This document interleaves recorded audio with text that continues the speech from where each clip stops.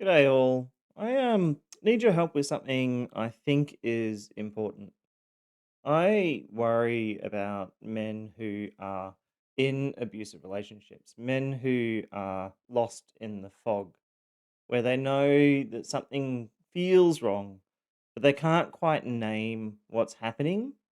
They're living with constant criticism, walking on eggshells, feeling like they're always one step away from triggering an explosion from their abusive partner, but they don't have the language to specifically call it abuse.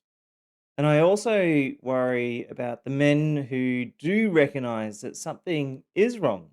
So the ones who are starting to come out of the fog and they've reached out for help only to find there's nothing there designed specifically for them. Or worse, they get actively rejected. They contact support services they claim to be gender neutral, and they're told the resources are not for them. Or they're treated as if somehow they still must be the problem. The kind of door gets slammed in their face when they're at their most vulnerable. Those two groups of men, the ones who are still in the fog and the ones who have reached out and been rejected, in my mind, I feel like they are the ones at the most risk. This is when they either stay trapped for years or decades, or they turn to escapism like alcohol and drugs to cope. It's when they face their darkest outcomes, or sadly, when they might simply disappear from view entirely. So, I want to know from you listening to this, how do we actually reach those men? This video is intended to be, I'll call it interactive. I'm not looking for easy answers, but I do want to get your ideas, your strategic thinking, the real challenges that you think we need to overcome to be able to reach those types of men. Because right now, I feel like we're losing too many men in that gap. I think together we can probably figure out how to at least build something that we can test to see if it actually works. To understand where I think we might be losing men, what I might do is step through what I think is, in essence, the full journey that a person who has been through abuse and is on their pathway to recovery typically goes through. That's from learning about relationships at the onset, whether that's at childhood or even later, all the way through to their journey of thriving post abuse. In my mind, I see in a really simplistic way four broad segments that men move through. I know the reality is life is a lot more nuanced than this, but for the sake of this conversation, we'll just look at kind of four segments. Segment one is learning about relationships. This is where men are forming their understanding of what relationships should look like. But typically, there's a little bit of a problem here, especially for those who end up within an abusive relationship. The messages they typically get are sometimes setting them up for abuse. Society might tell men that women are princesses to be served, that a good man sacrifices his needs to make her happy. The ye old happy wife, happy life gets repeated so often it becomes almost gospel to those types of men. Men learn to be people pleasers, that their value comes from how well they meet her needs, how much they accommodate, provide, and how little they ask for themselves. At the same time, men are also told that they might be inherently problematic, that masculinity is toxic, that men need to listen more, take up less space, check their privilege. The message is clear: if there's a problem in the relationship, it's probably his fault. So men enter relationships already primed to blame themselves, already conditioned to prioritize her happiness over their own well being, already believing that being a good partner means endlessly accommodating and self sacrifice. This isn't healthy relationship formation that I'm talking about. This is the groundwork that makes men vulnerable to abuse. Segment two, which is one of the ones I want to dive into a little bit later, is living in the fog. This is where abusive dynamics start within a relationship, and it's typically invisible to the person who's experiencing it. They'll have small boundary violations that begin. Maybe she criticizes him for how he loads the dishwasher or makes a cutting comment about his family, and they'll brush it off. Then it happens again and again, and the pattern establishes itself so gradually you don't notice the shift, the proverbial frog within the boiling water. And they start walking on eggshells. They're constantly managing her mood, trying to avoid triggering an explosion.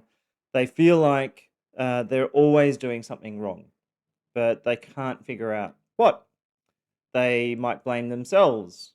If I just communicated better or understood her needs more clearly or tried harder, things would improve.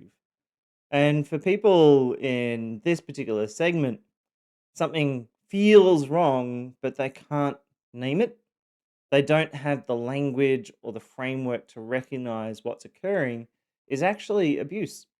And society will tell them that abuse has to be physical violence and it's not coercive control, it's not family violence, and it's not actually happening to men because men are statistically the abusers. At least that's a myth and a narrative that gets played out. So they think that the abuse happens to women, not to men. So they normalize what's happening. They make up excuses, they deny it, and they stay away from naming it something as abuse. Then segment three, in my mind, are those ones who I called it rejection for reaching out. This is where eventually something shifts, whether they've had an awakening moment or a boundary or a line that should not have been crossed was finally crossed. Maybe a friend has said something that has made them question their reality.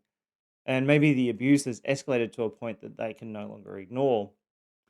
And typically here they might go searching online, they might find content that names what they're experiencing, and they might recognize something is wrong. And they decide to reach out for help. And this is typically where the system fails men completely. They might contact support services that claim to be gender neutral and get ignored. They might tell friends and family about what's going on and be treated as though they're the perpetrator. They might reach out for resources and find that the resources are typically geared towards supporting women and that men are the abusers. And they get treated as though they couldn't possibly be a victim. The door gets slammed in their face when they're at their most vulnerable. Or they might search for resources online and find nothing that speaks to the experience of a man.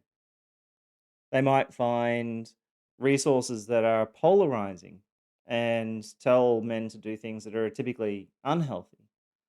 Either way, there's nothing that really acknowledges the reality of the thing that they're going through, the abuse that they're going through.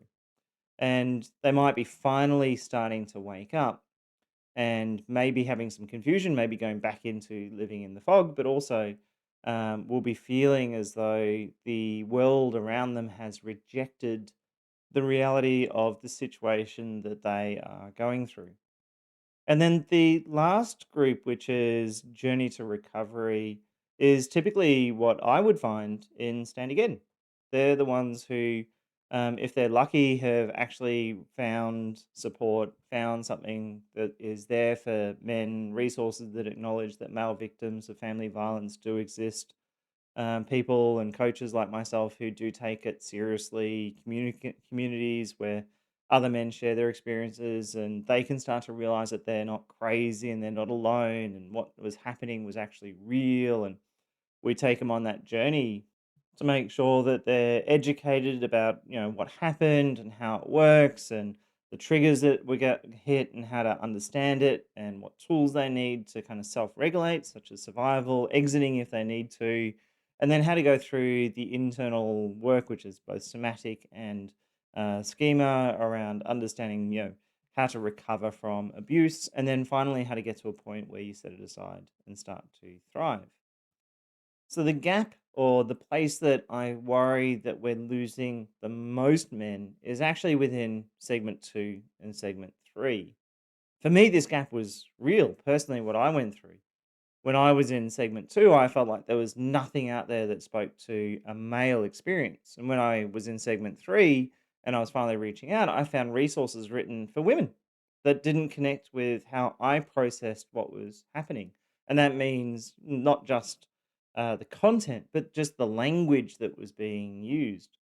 And personally, when I reached out to organizations that claimed to be gender neutral, I was either ignored or told their services were not for men.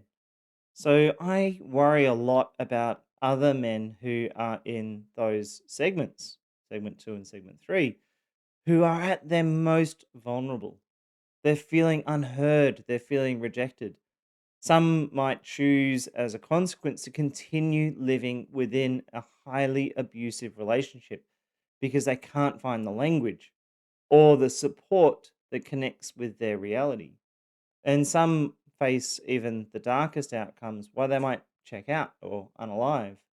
Others might find material that taps into hate against women, which doesn't solve the divide, it only deepens it.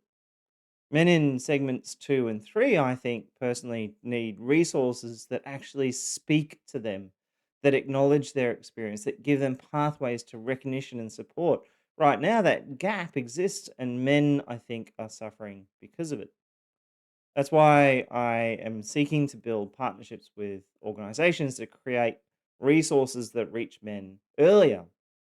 But what I'm lacking is the understanding that actually works.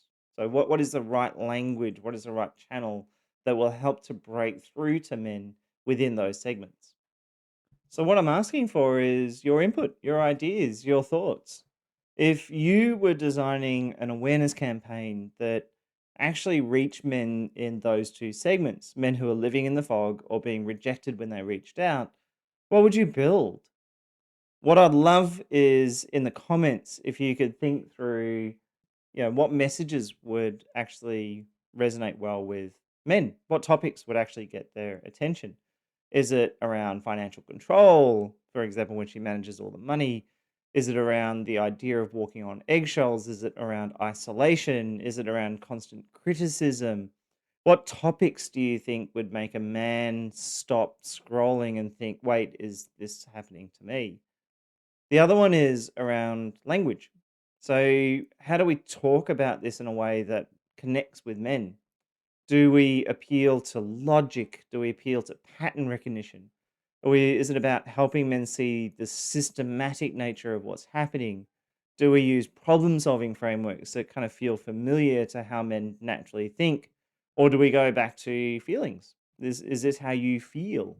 What things do we need to use from a language perspective that would actually break through the fog? The third is channel.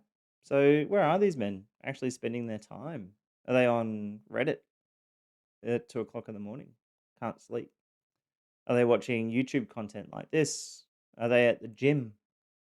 Are they fishing? Where is it when men typically go and their mind wanders, when they're taking a break? When might be a good channel? Is it through their friends and family? Do they need to hear it from their own mother or female relatives like sisters who are around them because they already have the language around coercive control that might help translate for them? So I'd love to hear what your thoughts are. What is the right message? So what topics would actually catch a man's attention? What's the right language? How do we talk about this in a way that connects with men? And what's the right channel? Where are these men actually going to be spending their time that would actually reach them in the right way? These aren't rhetorical questions. I genuinely need your input.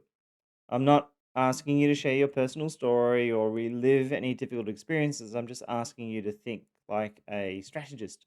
If you were to build this campaign, what would you design? What messages, what language, what channels would actually reach men in those two segments?